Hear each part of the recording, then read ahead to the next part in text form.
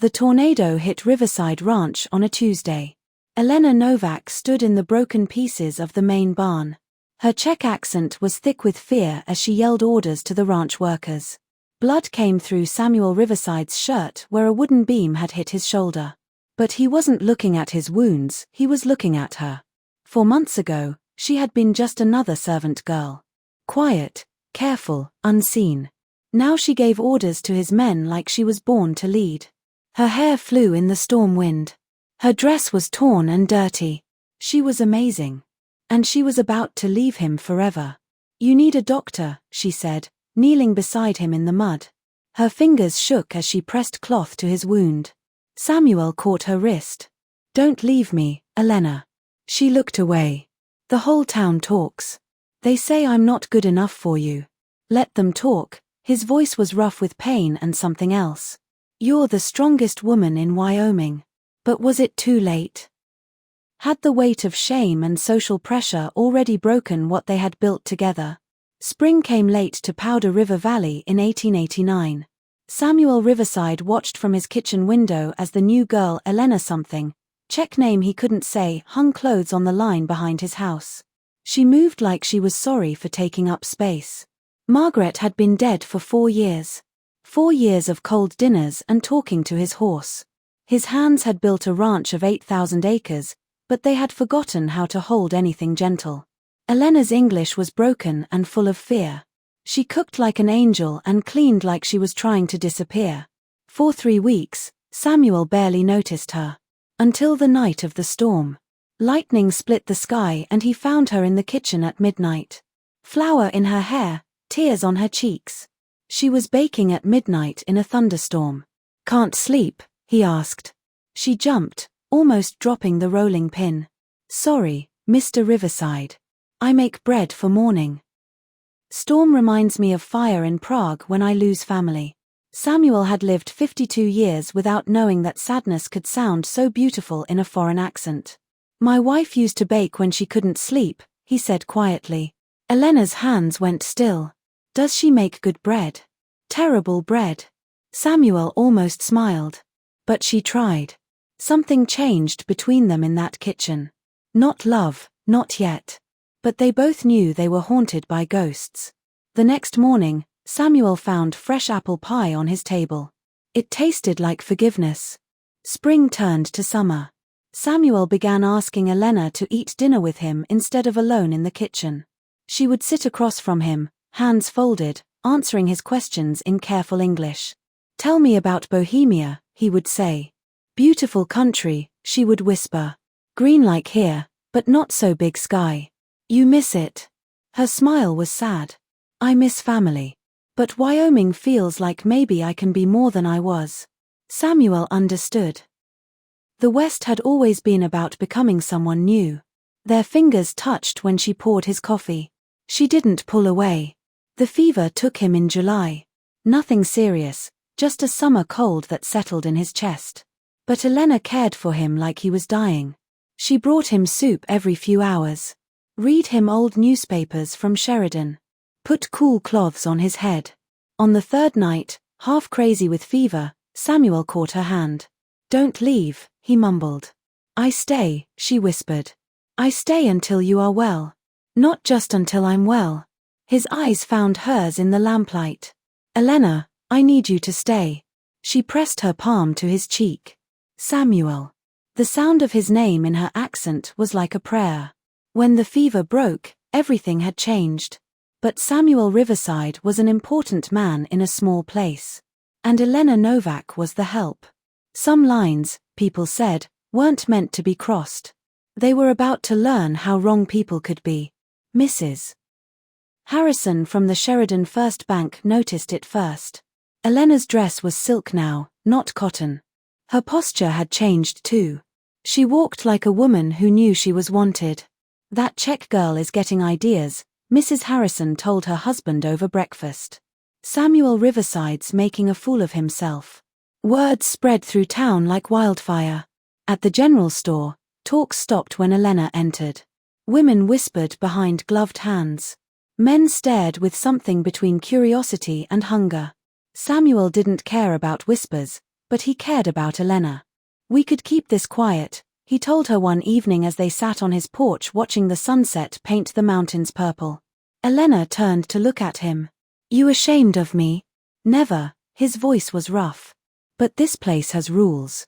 Rules for who can love who." Samuel reached for her hand. "Elena, in Bohemia, my father was blacksmith. Poor.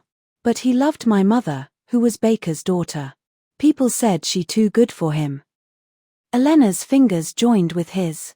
"They have long, happy marriage. This isn't Bohemia."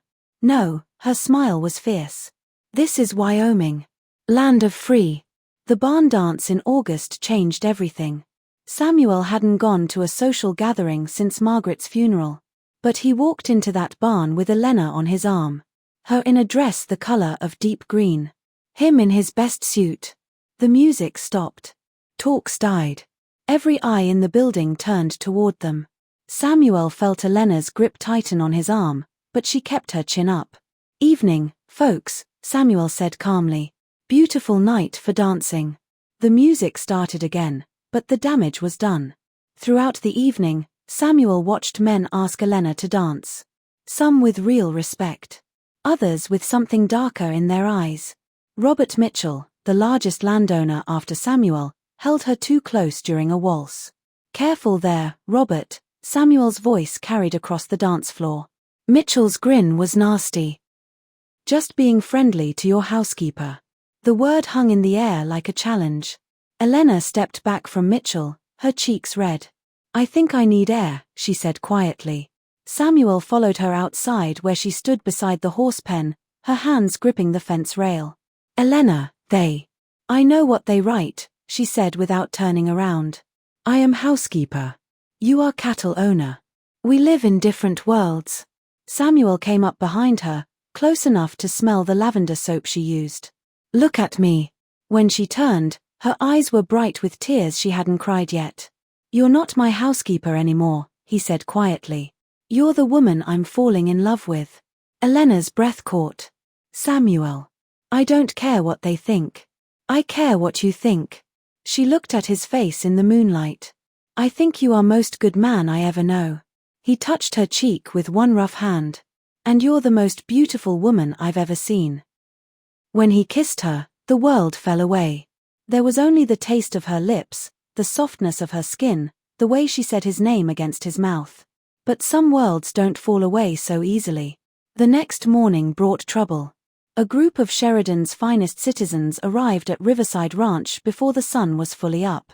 Mayor Peterson, Banker Harrison, Judge Morrison, and 3 other important men sat their horses in Samuel's yard like a court. "Samuel," Mayor Peterson's voice was falsely cheerful, "we need to talk." Elena watched from the kitchen window as Samuel stepped onto his porch, coffee cup in hand.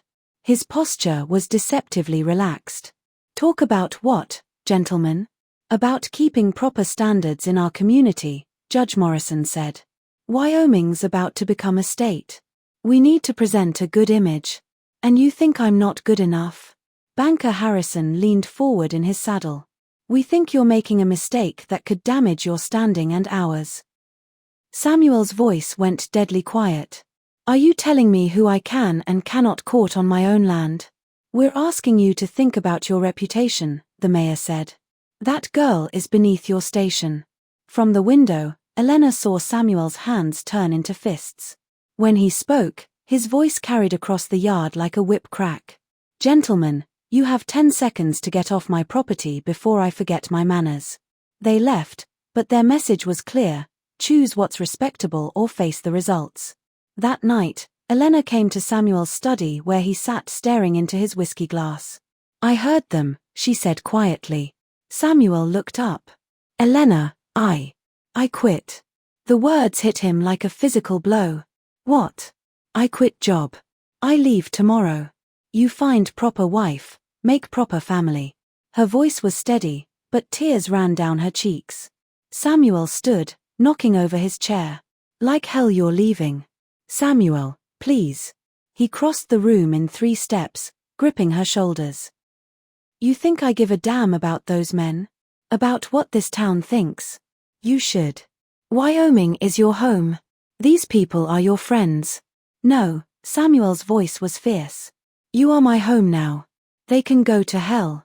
Elena looked up at him, her eyes swimming with tears and something else. Hope, maybe. Or love. You sure? Instead of answering, Samuel kissed her. Hard and desperate and full of 4 years of loneliness. Elena melted against him, her hands grabbing his shirt, her body fitting to his.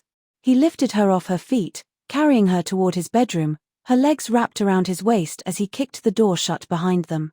In the lamplight, she was golden, beautiful, his. Samuel's hands shook as he unlaced her dress. Elena's breath came in soft gasps as the fabric fell at her feet. He traced the line of her collarbone with his lips, tasted the salt on her skin. Elena, he whispered against her throat. My Elena. She was reaching for the buttons of his shirt when the crash came from outside. Wood breaking. Cattle making noise. Men shouting. They froze, half undressed and breathing hard. Fire, Elena whispered.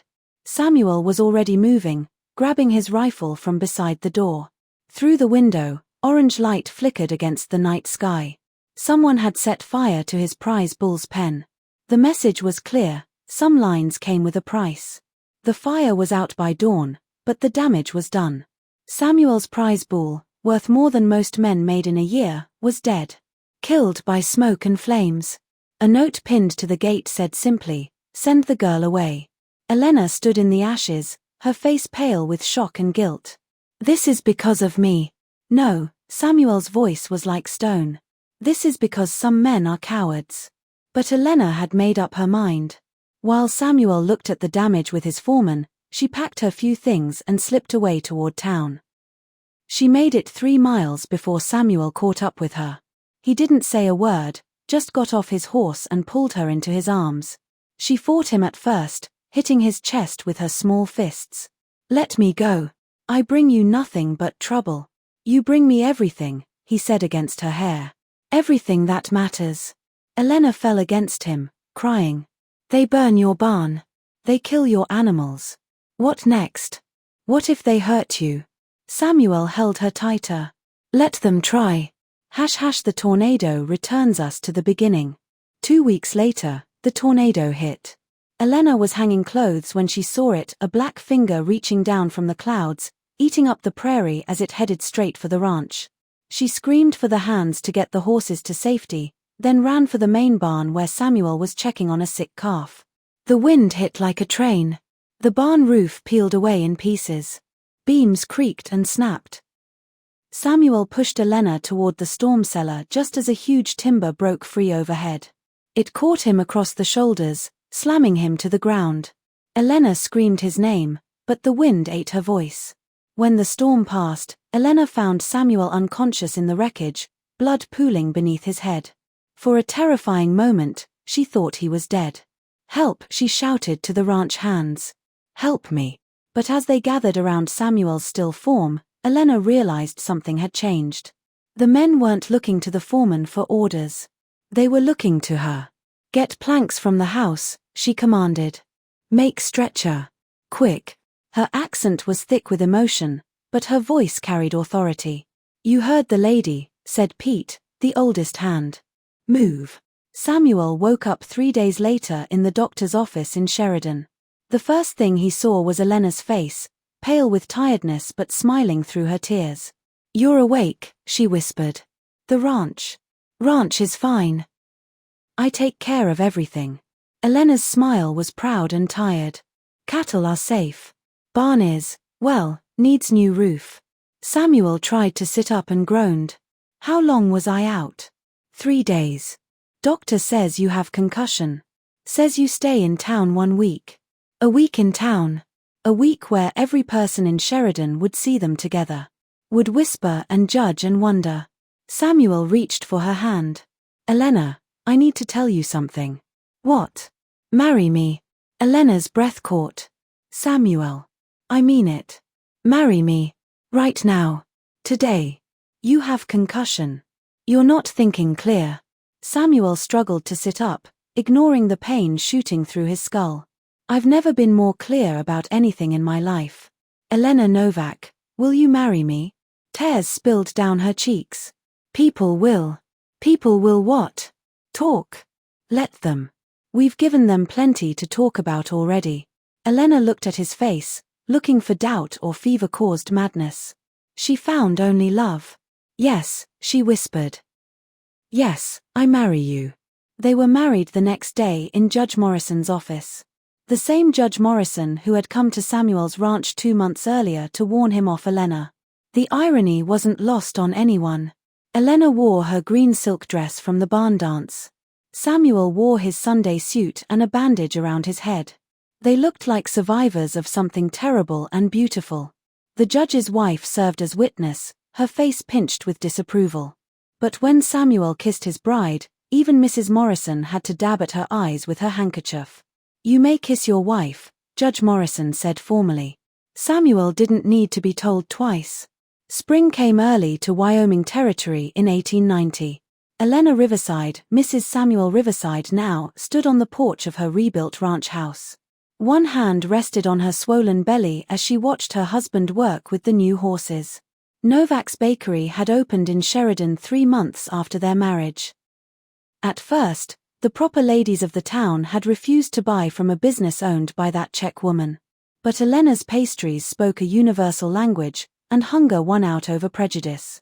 Now her shop was the busiest in town. Even Mrs. Harrison had grudgingly admitted that Elena made the finest apple pie west of the Mississippi. Samuel rode up to the porch, getting off his horse with the easy grace of a man born to the saddle. At 53, with silver threading through his dark hair, he was still the most handsome man Elena had ever seen. How are you feeling? He asked, climbing the steps to wrap his arms around her from behind. Like whale, Elena said, leaning back against his chest. But happy whale.